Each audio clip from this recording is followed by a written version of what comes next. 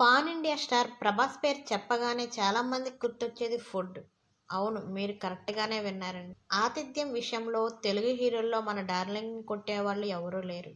ప్రభాస్తో పాటు పనిచేసిన చాలా మంది హీరోయిన్లు, కో యాక్టర్స్ ప్రభాస్ ఆతిథ్యానికి ఉబ్బి తబ్బిబ్బైపోయిన వారే. ఇవన్నీ అందరికీ తెలుసు. కానీ ప్రభాస్ ఫుడ్ కోసం ఒక్క రోజులో ఎంత ఖర్చు చేస్తాడో తెలుసా? ప్రభాస్ మంచి భోజన ప్రియుడు. ఈ విషయం అభిమానులకు చాలా బాగా తెలుసు. ప్రభాస్ ఇంట్లో లేదా గటింగ్లో బోలెడన్ని వెరైటీ నాన్ వెజ్, వెజ్ వంటకాలు ఉండాల్సిందే.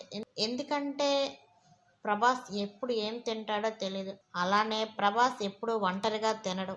10, 20 మందితో ఖచ్చితంగా కలిసి తినాల్సిందే.